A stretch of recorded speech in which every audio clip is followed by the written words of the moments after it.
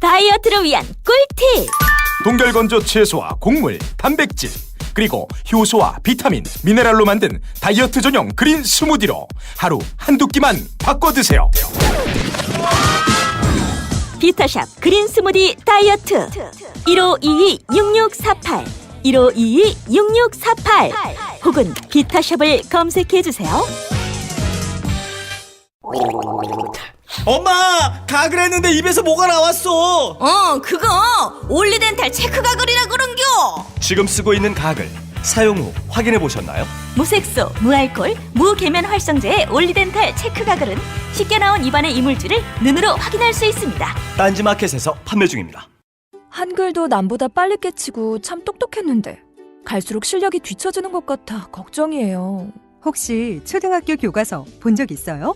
어려운 어휘가 너무 많아요. 학교에서는 어휘 개념을 하나하나 설명해 줄 시간이 정말 부족하잖아요. 그럼 어떡하죠? 내 아이의 어휘만큼은 내가 책임져야죠. 어휘 공부의 정성. 초등어휘 3000, 초등어휘 5000. 검색창에 초등어휘 3000을 쳐보세요. 말투 하나만 바꿔도 인사평가가 달라진다. 그냥 직장인. 팀장님 보고 드릴 게 있습니다. 센스 있는 직장인. 팀장님, 지금 잠시 시간 괜찮으세요? 보고 드릴 게 있습니다. 볼수록 기분 좋은 사람으로 만들어주는 메이크업 말투 3단계 전략. 직장인 자기계발서 1위. 모든 관계는 말투에서 시작된다. 위즈덤 하우스 미디어 그룹.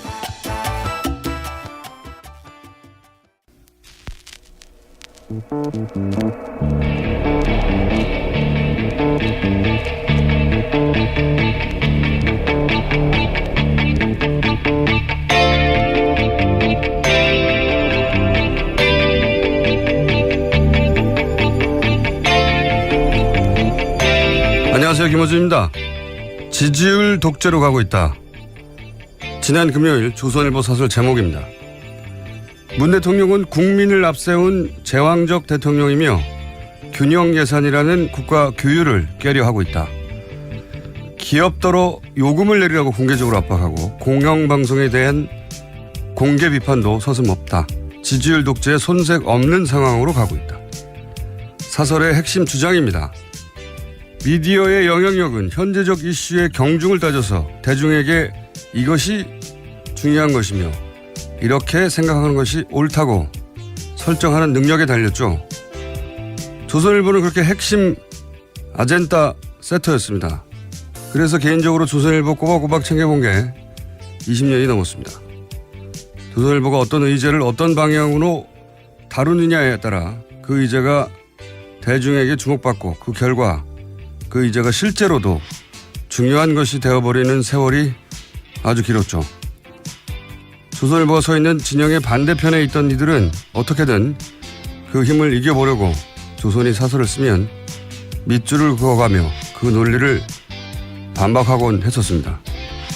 그런데 지난주 지지율 독재라는 단어를 보는 순간 멈칫했습니다. 국민을 앞세운 제왕, 지지율 독재. 뭡니까 이 바보 같은 조언은. 이런 프레임이 정말 먹힐 거라고 판단한 걸까. 이 조어가 왜 말이 안 되는지 반박하려다가 관뒀습니다. 어차피 반향도 없는데 뭐 하나 싶어서. 그리고 제 나름 결론을 냈습니다. 아무래도 조선일보 그만 읽을 때가 된 것 같다. 김어준 생각이었습니다.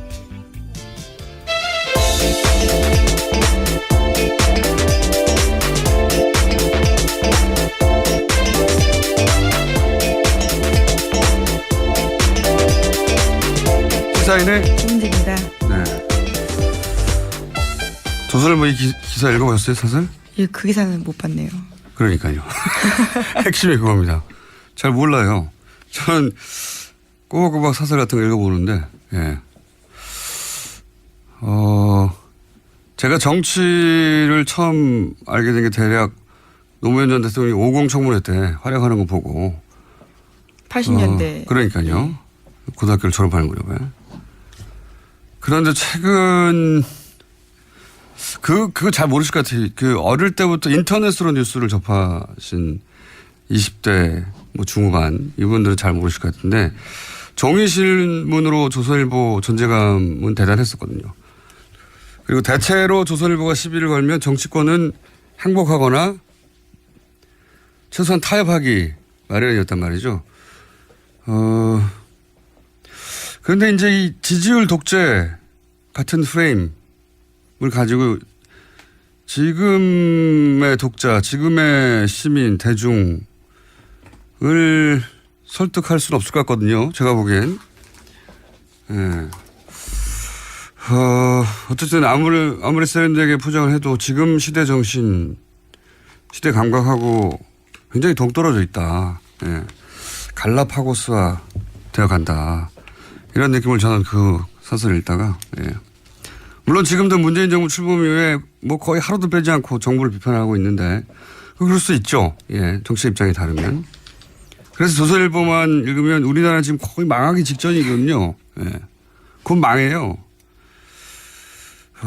어쨌든 뭔가 끝판왕 느낌이었는데, 예.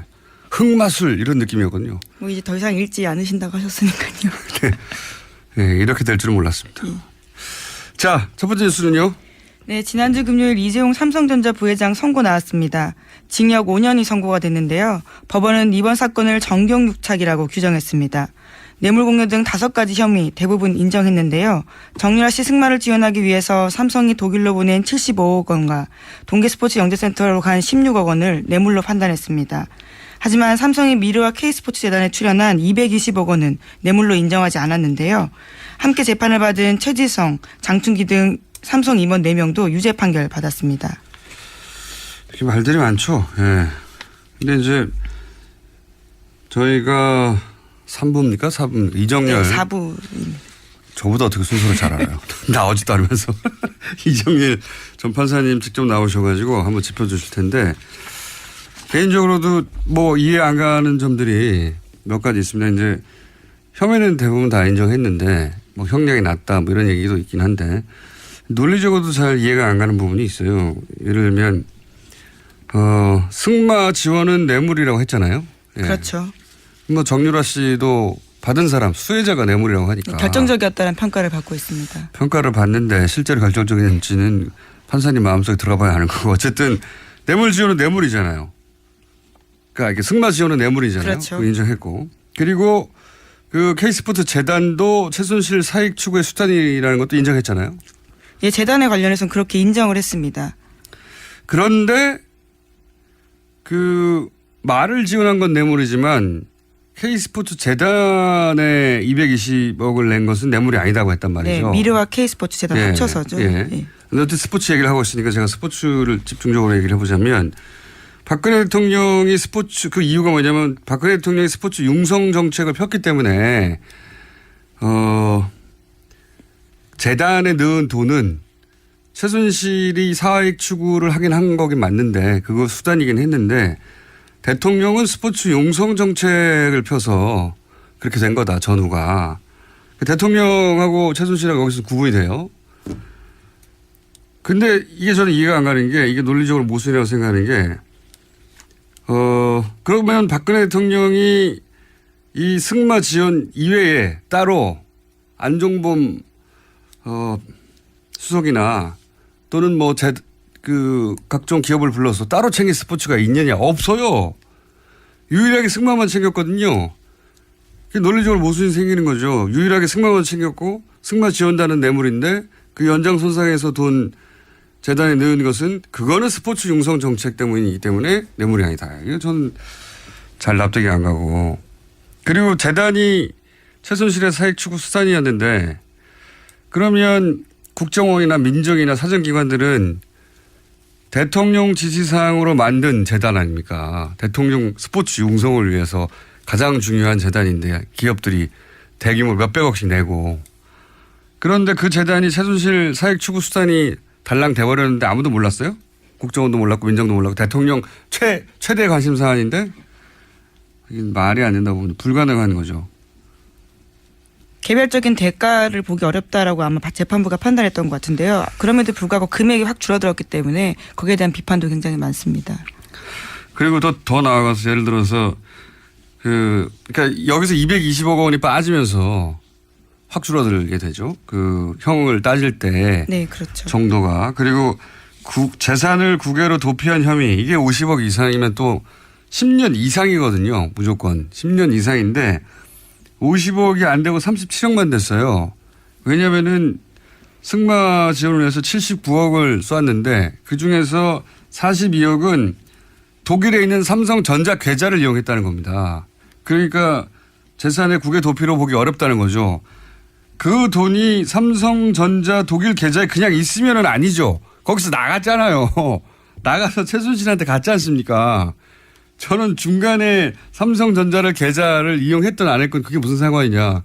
결국은 삼성의 돈이 최순실한테 갔는데 국외로. 아 정말 이것도 잘 이해가 안 갑니다. 이것도 법정 최저 형량 줄여주려고 판단한 바가 아니냐라는 의심을 사고 있는 부분입니다. 하여튼 뭐 제가 법조인은 아닌데 몇 가지는 논리적으로 모순이 되거나 이 말이 되는가. 예. 승마 지원은 뇌물인데 K스포츠 재단에 준 돈은 뇌물이 아니다. 왜냐하면 K스포츠 재단은 스포츠 융성 정책에 의한 거기 때문에. 그래서 삼성이 그런 생각을 못했다는 거 아닙니까? 이걸 주면 뇌물이 될 거라는 생각을.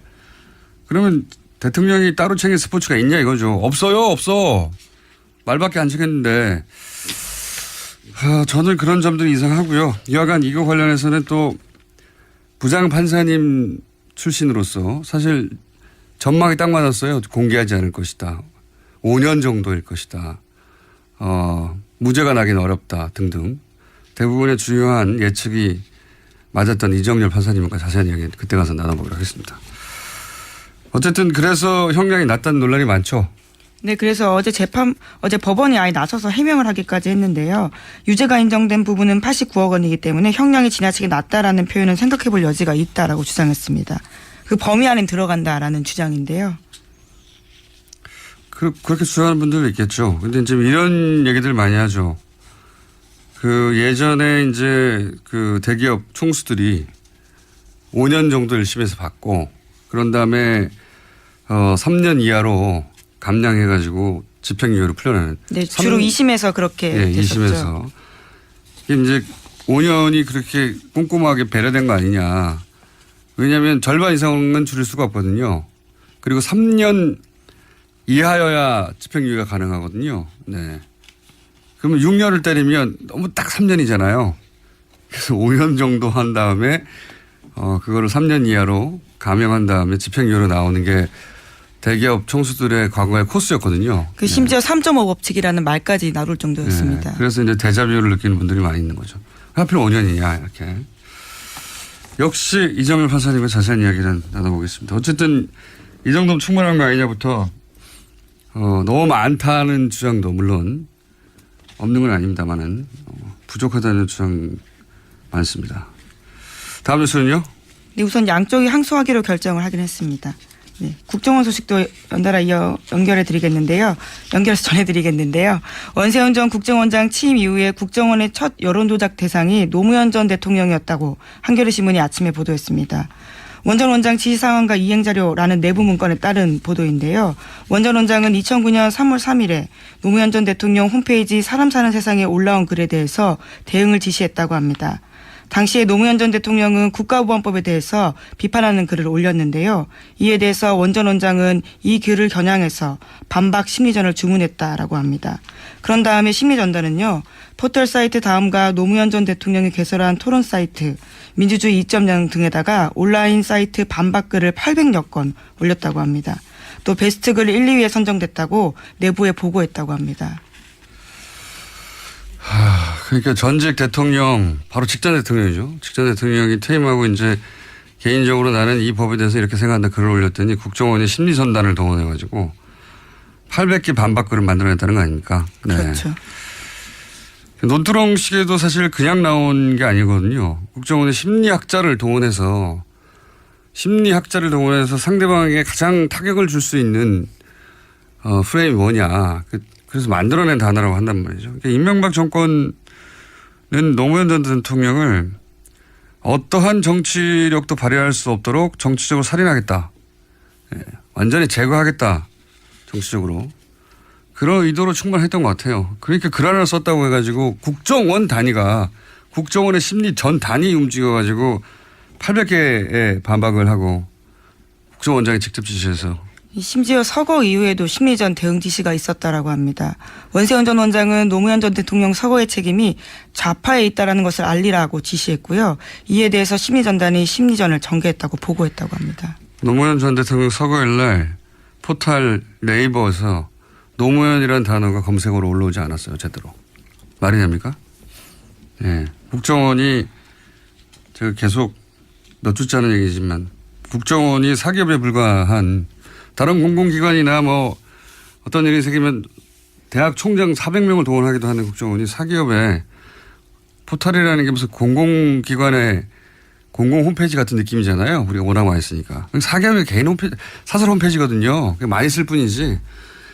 거기에 대해서 영향력을 미치거나 어떻게든 개입하고 싶은 욕구를 아주 강하게 느꼈겠죠. 예.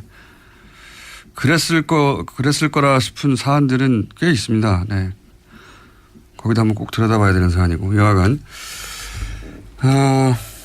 관련 뉴스가 또 있습니까? 네, 반면에 이명박 전 대통령 대해서는요, 지지를 끌어올리기에 국정원이 힘썼다라는 건데요. 2009년 11월 달에 국민과의 대화를 이명박 당시 대통령이 진행했습니다. 이때 앞뒤로 국정원이 동원돼서 대통령을 옹호하는 글들을 쭉 올렸다라고 합니다. 그렇군요. 4대강, 그러니까 정부 사업을 반대하는 사람들을 특정해가지고 심리전자를 또 투입한 거 아닙니까? 네, 그 직전엔 그런 일들을 했고요. 또 그 이후에는 대통령과의 대화가 좋았다라는 취지의 글들을 올렸다라는 겁니다. 이명박 대통령 국민과의 대화는 심리전단을 투입해서 긍정적인 여론을 만들어 보려고 여론 조작을 시도한 것이고, 댓글이나 이런 걸 통해서. 그다음에 4대강에 반대하는 사람은 이름을 특정해서 심리전을 하라고 지시했다는 거잖아요. 네. 그렇죠. 정부 사업에 반대하는 개인을 특정해가지고 심리전단을 투입하는 거죠. 전직 대통령한테도 뭐 투입하는데, 그러니까 국정원을 동네 양아치로 활용한 거예요, 이게. 마음에 안 드는 사람이 있으면 사람을 보내가지고 멱살 잡는 거 아닙니까? 사회적 멱살을 잡아가지고 때로 덤벼가지고 두들겨 패버리는 거죠. 다시는 그런 생각 못하게. 예. 박근혜 전 대통령 시절에 그런 거 안 했냐? 이런 일을. 더 했으면 더 했지, 덜 했다고 보지 않습니다, 저는. 그런 일들이 국정을 통해 있었다. 전직 대통령이나 혹은 민간의 전문가들이 정부 정책에 반대하거나 비판하면 국정원이 투입됐다. 예, 때로. 네, 관련된 수사가 진행되고 있는데요. 나올수록 더더욱 경악할 만한 내용들이 많습니다. 국정원이라고 하는 굉장히 고급 집단, 정부 집단을 동네 깡패처럼 활용한 거예요. 동네 깡패지 뭡니까 이게. 자, 다음 뉴스는요. 네, 북한이 지난 26일에 동해상으로 발사체 3발을 쏘아 올렸습니다. 지난달 28일 대륙간 탄도미사일급 화성 14형 2차 시험 발사 뒤 29일 만인데요. 첫 발사체와 세 번째 발사체는 250km가량 날아갔습니다. 반면에 두 번째 발사체는 쏘아 올린 직후에 폭파했다라고 하는데요. 미국 태평양 사령부는 단거리 탄도미사일로 보인다고 분석했고요. 청와대도 국가안전보장회의 소집해서 300mm 방사포로 추정된다고 발표했습니다. 미국에서는 이제 이게 탄도미사일이었으면 좋겠고 우리는 방사포였으면 좋겠죠. 예. 왜냐하면 방사포면 유엔 안보리 결의 사항도 아니거든요. 예. 네, 그렇죠. 300mm 방사포로 확인되면요. 예. 그리고 뭐 10,000km를 날아간다고 했는데 뭐 250km를 뭘 기술을 입증합니까? ICBM 기술을.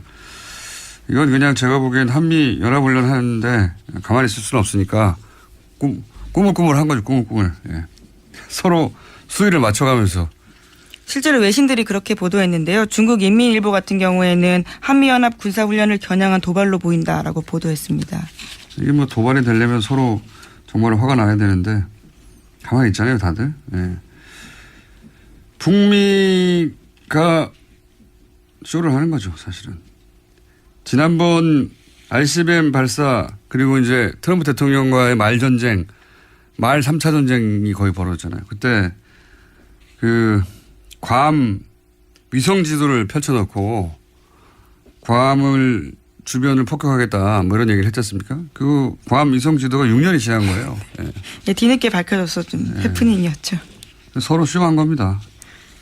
최신 지도자 6년 전에 예, 지도 걸어놓고 이러는 미국도 북한도 이렇게 큰 쇼를 한 것이고 반사이익은 일본이 가져갔죠. 예, 일본 그거 위기 때마다 북한 잘 활용하는데 아베 폭락하던 아베 지지율이 10% 이상 상승했습니다. 덕분에 장사 잘한 거죠. 일본도. 자, 다음 뉴스는요. 네, 5.18 민주화운동 당시에 광주에 투입된 계엄군이 시민들을 향해서 51만 발이 넘는 각종 실탄을 사용했다는 군 기록 문서가 발견됐다고 경향신문이 보도했습니다. 51만 발이요. 네. 최소한 11개 이상의 무기를 사용한 것으로 확인됐다라는 내용도 있는데요. 5.18 당시 작성돼서 국군 기무사령부에 보관돼 있던 자료라고 합니다. 여기 보니까 수리탄도 194발이네요. 수리탄. 야, M16 소총이 M60이 기관총이거든요. 거의 뭐 내전 수준. 대전차 로켓탄도 쐈네요. 50발을 60mm로 TNT 포기약 1200kg.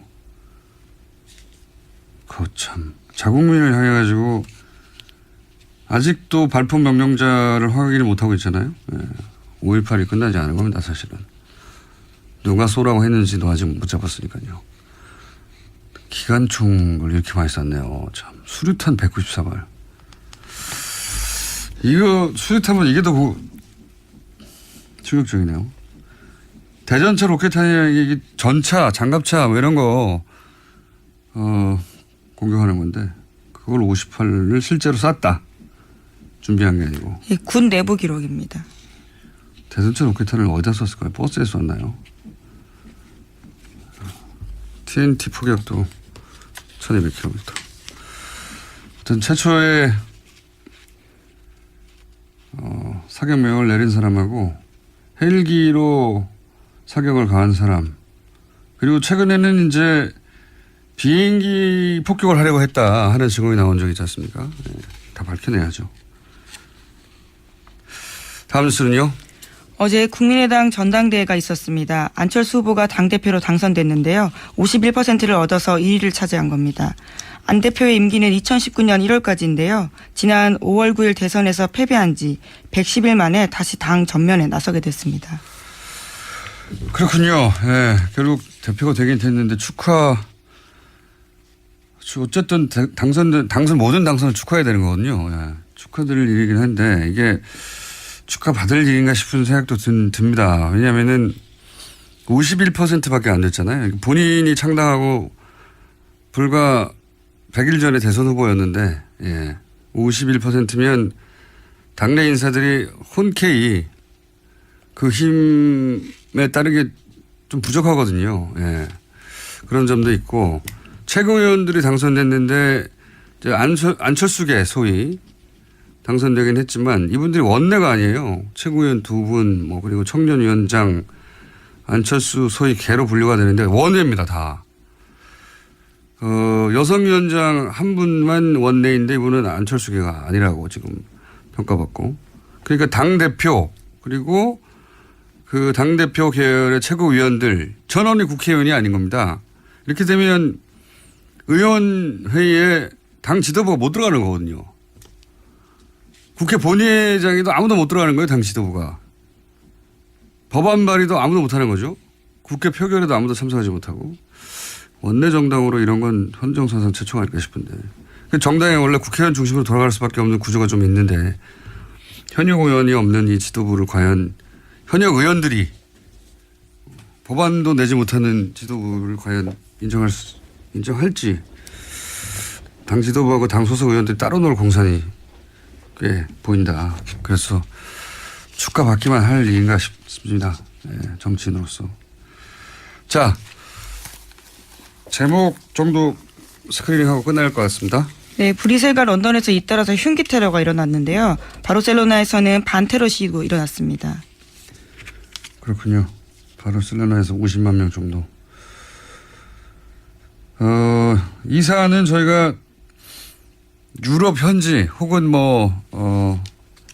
전문가와 함께 유럽에서의 테러를 한번 또 정리해서 다뤄야 될 것 같아요. 지난번에 한번 벨기에 출신의 크리스 특파원이라고 저희가 유명한 크리스 교수 통해가지고 이게 무슬림이 범죄화한 게 아니고 범죄가 무슬림의 껍데기를 쓴 것이다. 무슬림과는 사실은 상관이 없는 거다라고 분석을 해주셨는데 한번 또 다루겠습니다. 조만간. 자, 여기까지 하겠습니다. 지금까지 시사인의 김은지였습니다. 감사합니다. 아무도 묻지도 따지지도 않고 가입하셨다고요? 보험은 너무 어려워요. 걱정 마십시오. 마이보험 체크가 도와드립니다.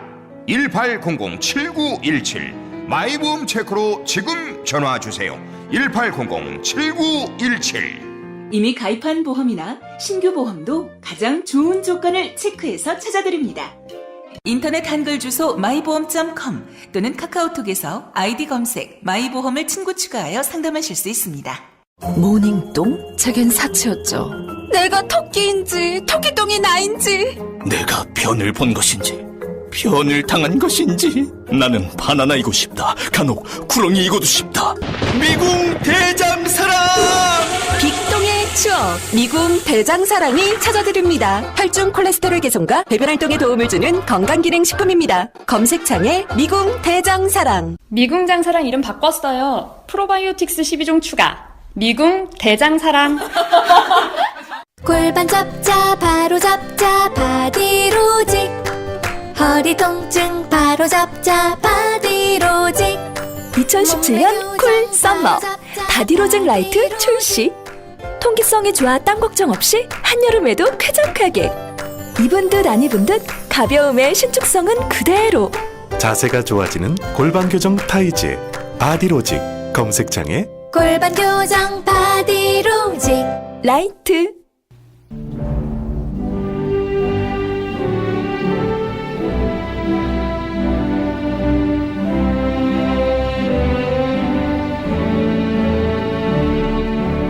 친애하는 국민 여러분 안녕하십니까. 여러분의 귀염둥이 MB 오랜만에 인사 올렸습니다. 요즘 참 이래 보면은 참 시절이 참 하수상합니다. 응? 혹자는 요즘 정치권 이 나라 돌아가는 게 적폐청사이니 뭐 비정상의 정상화니 뭐 이런 소리 하는데 이거는 완전히 틀린 분야이다. 이거는 명백한 뭐 치졸한 정치 보복이다. 이거는 보복. 저는 그런 막 확신을 막 가지고 있는 겁니다. 그래서 뭐 나온 김에 내가 이 말씀 좀 드리려 하는데, 다 지나가고 말이에요. 그거를 가만 있어봐. 이 누구 이거? 니 진우제 니 맞네. 주진우 이게 니 또 왜 나온 거야 이거? 내 지난번에 저번주에 그 뭐 먹고 니 때문에 얼마나 시달렸는지 아나 내가? 또 무슨 쓸데없는 소리 하고 나 입을 저 확고에 뿌려 야 보좌관 뭐 저 한번 잡아봐라 저 월요일부터 사람 또 열받게 하네 이게. 그래서 요즘 그 뭐야 뭐 공범자들인가 뭔가 그 영화 때문에 지금 혈압 올라지고 죽겠는데 지금 확 그냥 진짜 저게 그냥 아주 오늘 이 TBS 왜 이런가 이거. 내 때만 해도 아니랬다고 이거. 어이 주진우 이 봐라. 이 대답도 안 하고 많이 컸네 이게. 일로 안 봐? 아주 눈을 피해. 나 이거 내 화장실 따라와. 따라와. 이것들이 마이크를 끄지마.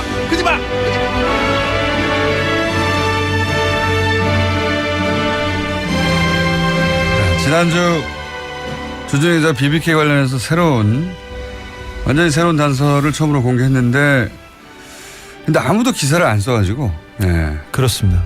이 특종을 아무도 안 믿거나 공개한 문서의 숫자가 부족하거나 혹은 조준희 기자가 아주 싫거나 그런 게 아닌가 싶은데 원래는 그래서 이번 주는 다른 주제를 저희가 하려고 했는데 지난주에 공개한 문서의 숫자가 부족한가 싶어서 추가로 140억에 관한 문서를 추가로 공개할까 합니다. 주진우 기자 수에 나와 있습니다. 안녕하십니까. 주진우입니다. 기사를 안 써줘요? 네, 그렇습니다. 제가 이명박 대통령 관련된 기사를 참 많이 썼습니다. 근데 가장 중요한 기사라고 생각하는데 아무도 받아주지 않았습니다. 왜냐하면 물증이 나왔잖아요. 물증이.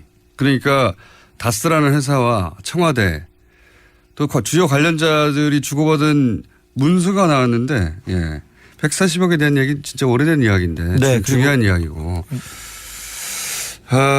그래서 140억에 관한 문서를 또 들고 왔어요. 네. 추가로. 또 들고 왔고 최근에 근데 기사를 안 써준 지가 꽤 됐어요. 장충기 문자 특종했을 때도 기사가 별로 없더라고요. 네. 처음에는 거의 없었습니다. 최근에 책을 냈는데 기사가 없고 1등인데 안 합니다. 서점에 가면 어디 구석에 처박혀 있습니다. 온라인 서점 판매일인데 예. 오프라인 서점에서는 찾기가 어렵습니다. 굉장히 싫어하는 거죠 기자들이 주진 기자를. 자 다시 오래된 사건이나 다시 간단 요약하겠습니다. 지난주에도 어렵다는 분들이 많아서 다스라는 회사 하나 기억하시면 되고요. 이명박 전 대통령 형 처남 두 분의 명의로 된 현대자동차의 자동차 시트를 납품한 회사인데 이 회사가 이제 두 분 소유가 아니라 실제로는 이명박 전 대통령이 실소유주다 이런 이야기가 오랫동안 있어 왔습니다. 네. 아주 오랫동안. 물론 이명박 전 대통령은 자기 재산이 아니라고 극구 부인하고 있고요. 그런데 이 다스에서 190억을 BBK에 투자합니다. 그 유명한 190억을. BBK는 마지막에 옵셔널 벤처스라는 회사가 됩니다. 옵셔널 벤처스. 요 명칭은 BBK 옵셔널 벤처스 다스 이 세 개만 외우시면 됩니다. 그런데 이제 이 옵셔널 벤처스를 BBK라고 생각하면 되는 거죠. 네, 그렇습니다. 같은 겁니다. 결국은. 여기서 이제 주가 조작을 해서 투자자들이 1,000억 가까운 손을 입고 그 대표 김경준 씨는 384억을 횡령한 사건, 통칭 BBK 사건이라고 하죠. 네. 예, 이걸 BBK 사건이라고 하는 겁니다. 예. 그런데 이제 마무리가 어떻게 됐냐. 김경준 씨가 미국으로 이제 가기 직전에 BBK가 투자받은 돈들 중에 이명박 전 대통령과 가까운 투자자들에게는 돈을 돌려주고 다. 네. 이 다스가 꽂은 190억 중에 50억만 돌려주고 140억을 안 돌려주고 가요. 네. 여기서부터 사건이 이제 우리가 오늘 다룰 사건이 시작되는 겁니다. 이 140억을 안 돌려주고 갑니다. 그리고 이 돈을 스위스에 넣어둬요. 스위스 계좌에. 자, 그리고 나서 지난주 이야기가 이어졌는데 뭐냐면 지난주에 했던 이야기는 김경준 씨가 이제 미국으로 도피하면서 그 190억 중에 50억만 돌려줬으니까 140억을 내놔라라고 다스가 김경준 씨에게 소송을 걸죠. 예, 140억을 내놓으라고. 그리고 옵션을 벤처스에 투자했던 사람들 역시 김경준 씨에게 소송을 겁니다. 간단하게 그렇습니다. 요약하면 다스 김경준 그리고 투자자 김경준 이렇게 큰 소송 두 가지가 열립니다. 여기서 다스 김경준은 김경준의 승리, 투자자 김경준은 투자자 승리 이렇게 되는 거죠. 그렇습니다. 결론이. 네. 그래서 140억을 다스는 졌어요. 돌려받으려고 했는데. 네. 졌는데 이 140억이 김경준 씨한테 돌아가는 겁니다. 전 재판은 이겼는데 돈은 돌려줘요. 네. 이상한 일이 벌어진 거죠. 이게 어떻게 된 일이냐 해서 지난주에 그게 어떻게 된 일이냐 하면 이렇게 된 일입니다라고 우리가 추정할 수 있는 문서를 처음으로 어제 지난주에 공개를 했습니다. 네 종류로 공개했는데 첫 번째 공개한 게 이제 다스의 회의록이었어요. 이 회의록에 따르면 다스 김경준 소송 회의를 LA에서 화선지라는 찻집에서 2008년 11월 10일 날 했는데 여기에 다스 임원과 직원, 다스 측의 변호사 그리고 LA 총영사가 참석했다. 네. 김재수 총영사가 참석했습니다. 예. 이 김재수 총영사는 어떤 분입니까? 김재수 총영사는 BBK 재판에서 이명박 대통령 측 변호인을 맡았던 사람이었는데 민간인 변호사였습니다. 그렇죠. 그런데 이명박 대통령이 정권을 잡자마자 LA 총영사로 임명합니다. 해동포 출신으로는 처음으로 재공관장이 된 겁니다. 심지어 미국 영주권자였습니다. 영주권자 출신으로 임명직에 오른 첫 번째 외교관이기도 했습니다. 그리고 나서 LA 총영사 외교관인데 실제 담당했던 일은 BBK 담당이었어요. BBK 재판 담당이었습니다. 이거 자체가 너무 웃기지 않습니까?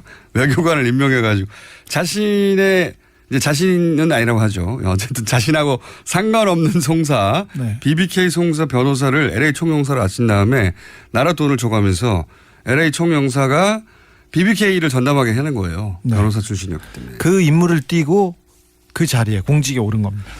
그렇게 추정할 수밖에 없다. 네. 예. 그 다음 이제 문건이 지난주에 LA 총영사 검토 요청 사안 이런 문건이었어요. 네. 이게 이제 청와대 민정에서 만든 거랍니다. 네네. 청와대 민정 누구요? 민정에 네. 한 행정관으로 추정됩니다. 그 BBK 전담 행정관이 있었습니다. 여기도 이게 청와대 내에도 BBK LA에 BBK 전담 총영사가 있었고요. 외교관이 있었고 그다음에 청와대 민정 내에 BBK 전담이 또 있었던 거죠. 네, 네.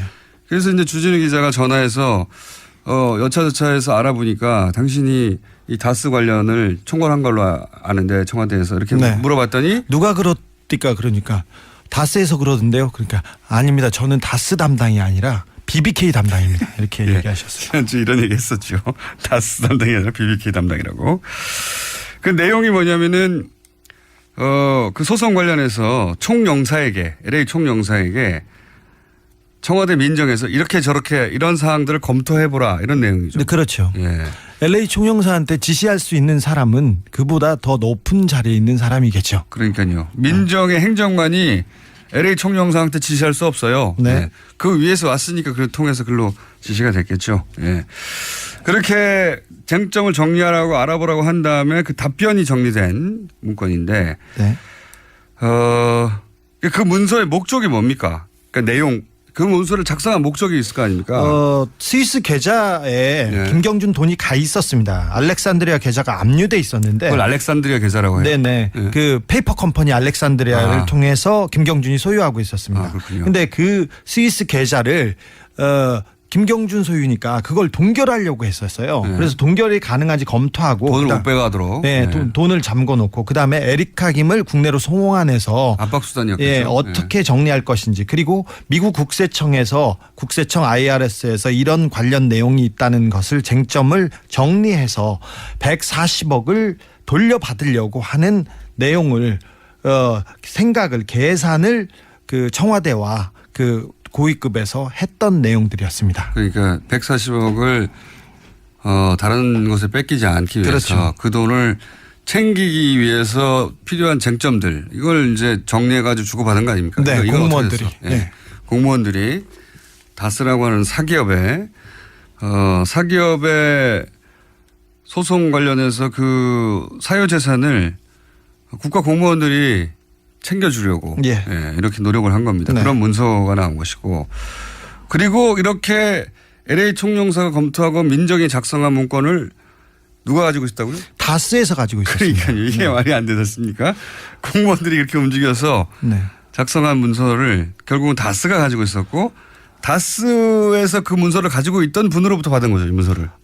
네, 그렇습니다. 직접 그 BBK 담당자한테 직접 받은 겁니다. 그래서 이명박 대통령이 자기하고는 전혀 관련이 없다고 하는데 청와대와 외교부가 마구 움직입니다. 검찰이 돕고요. 그래서 그 청와대 이명박 대통령의 지시를 받은 다스의 담당자가 한 얘기입니다. 다이렉트한 얘기예요, 이게. 예, 다스의 담당자가 한 얘기라는 겁니다. 거기서 나온 문서이고. 그러니까 본인과 전혀 상관없다고 한 회사 돈을 받아내기 위해서 청와대가 민정과 외교관을 동원했다는 얘기입니다. 그리고 또 하나 이제 공개한 게 공동방어 협약서라는 게 있어요. 그 내용이 이제 140억을 역시 다른 곳에 뺏기지 않고 다스로 가져오기 위해서 결국은 김경준 씨 계좌니까요. 어쨌든. 네. 김경준 씨와 모종의 협약을 해야 한다 이런 내용이잖아요. 네네. 비밀 협약을 맺어라 하면서 청와대와 청와대 BBK 담당자와 그다음에 LA 총영사 외교부 BBK 담당자가 모여서 비밀로 협약을 맺어라. 그리고 근거를 남기지 말아라. 이런 계약서를 공개한 겁니다. 구두 약속으로 처리해라. 뭐 이런 내용이 있습니다. 네. 그러니까 이제 여기서 추정할 수 있는 바는 그런 내용이 합의가 되면 김경준 씨는 자신은 아마 풀려날 거라고 생각했을 법지. 확신했습니다. 네. 본인은 그렇게 생각하고 있었죠. 그리고 140억이 그렇게 가고 나서 김경준 씨 본인은 아마도 풀려날 거라고 생각했다고 본인도 그러지 않습니까? 네네. 본인도 그렇게 얘기하고 있습니다. 실제로는 못 풀려났잖아요. 네. 속았죠. 그분이 돈만 받고 안 풀어줬습니다. 여기서도 좀 재밌는 내용입니다. 예. 다만 누나인 에리카 김은 이제 한국에 들어와서 검찰과 문제를 다 풀고 나갔죠. 그렇죠. 이틀 조사를 받고 굉장히 중요한 사건이었고 중요한 분이었는데 이틀 비밀내 조사를 받고 나중에 그냥 조용히 돌아갔습니다. 알겠습니다. 자, 지난주를 간단히 요약하면 이명박 전 대통령이 일개 사기업 돈을 돌려받기 위해서 사건 변호사를 LA 총영사로 임명하고 그리고 청와대 민정의 담당자를 꽂아서 그 사람들로 하여금 그 돈을 끝내 돌려받게 했는데 그런데 그 재산은 이명박 전 대통령이 자기 재산이 아니라고 주장하고 네. 있는 상황이고요. 그러면 거꾸로 자기 재산도 아닌데 왜 국가 공무원을 그렇게까지 동원했냐 이렇게 의문이 들 수밖에 없고 그런 의문에 대해서 이거 실제로는 자기 재산 아니었나? 라고 생각할 수 있는 추정할 수 있는 그런 문서가 구체적으로 처음 나온 거예요. 진짜. 네. 예, 결정적 문서입니다. 맞아요. 담당자가 건넨 문서이기도 하고. 네. 자, 오늘 그래서 이것만 가지고는 기사가 안 돼서 추가로 또 공개하기로 하겠습니다. 네. 첫 번째 추가로 공개할 문서는 뭡니까? 예. 다스의 품위서라는 다스의 회의 자료인데요. 네. 2009년 9월 30일 날 이렇게 작성됐습니다. 그래 작성이 됐는데 140억을 김경준으로부터 받기 위해서 김경준이 감옥에 간 이후에 계속해서 김경준을 회유하고 협박하고 딜을 합니다. 그래서 다스 그 몇 가지 합의 문화를 만들라고 네. 다스와 김경준 측에 이렇게 합의 문화를 만들려고 합니다. 청와대에서 만든 문건 그 지시사항이에요? 네, 청와대 지시사항에 따라서 다스가 만들어서 청와대에 보고한 문서입니다. 팩스로 770에 몇 번으로 민정수석실에 몇 번으로 그 다스의 사장 직통 번호에서 보냈습니다. 근데 내용을 보면 사과 서면을 만들어라. 그리고 쌍방 하해 문서를 작성해서 교환해라. 그리고 쌍방 소치하를 해라.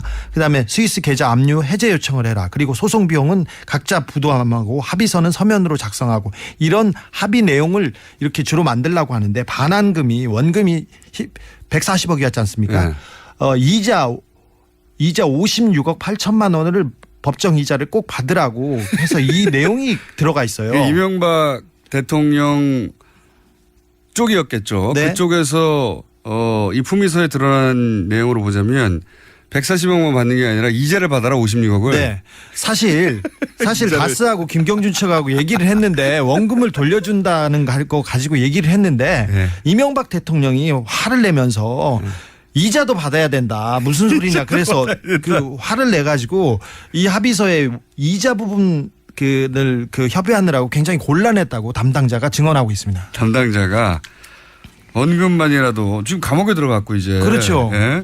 이쪽은 대통령이 됐고. 어찌 보면 공범과도 같은 사람이고. 네. 주범은 바깥에 있고 종범은 안에 들어가 있는데 이자까지 내놓으라고 하니 이게 좀 딜이 어려울 거 아닙니까? 근데 하지만 이명박 대통령은 화를 내면서 절대 포기할 수 없다고 이렇게 불호령을 내렸답니다. 이제 이 사안을 다스에서 담당했던 사람의 이야기인 거죠. 네. 예. 이 품위서를 만들고 청와대로 보낸 사람입니다. 그 품위서를 직접 만들어서 청와대에 직접 보낸 사람이 56억을 직접 만들었는지는 모르고요. 네, 이렇게 그 문서를 직접 보내긴 한 사람이에요. 네, 관여한 사람이. 그러니까 그 팩스로 청와대로 보낸 문건의 원본이에요, 그게? 원본 가지고 있습니다, 제가. 네, 원본입니다. 네. 팩스로 이런 내용을 보냈지 않습니까? 청와대에 보냈대요, 이렇게. 그리고 이자를 꼭 받아내라고. 네. 그리고 그렇게 만약에 합의가 이루어지려면 보통 영문 합의서가 있어야지. 영문 합의서 뒤에 붙어 있습니다. 영어는 읽지 않겠습니다. 2장짜리 영문 합의서가 뒤에 붙어 있고요. 또 변호사 검증 자료가 있습니다. 제가 영어를 못 읽어서 안 읽는 건 아닙니다. 그런 비밀 합의서를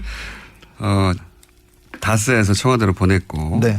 그 보낸 사람으로부터 원본을 받아왔습니다. 두 번째 문서는 뭔가요? 두 번째 문서는 스위스 알렉산드리아 계좌 압류 관련 진행 사항을 청와대에서 작성해서 다스로 보낸 내용입니다.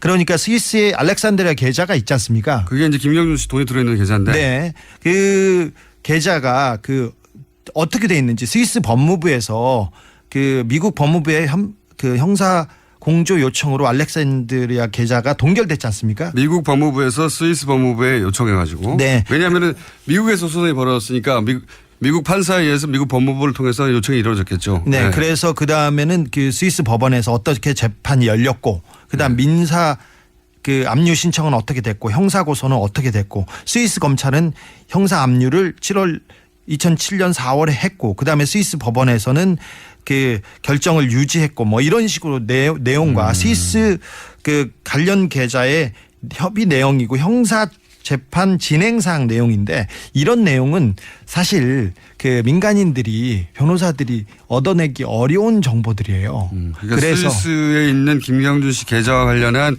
아주 구체적인 진행 사항들을 파악한 내용이다. 네, 그렇습니다. 네. 이걸 누가 작성했고 누가 받은 겁니까? 그것은 청와대 쪽에서 그 내려보낸 문서입니다. 청와대 민정실에서 작성한 것으로 보이고요. 네. 이것을 다스에 보내서 이 그 진행상에 맞춰서 니네들이 재판을 준비하라고 내려보냈습니다. 아하, 청와대가 그러니까 청와대 민정에서 다스의 재판 사항을 돕기 위해서 네. 청와대 수준에서 파악할 수 있는 내용들을 파악해가지고 사기업에 내려줬다는 거죠. 그렇죠. 예.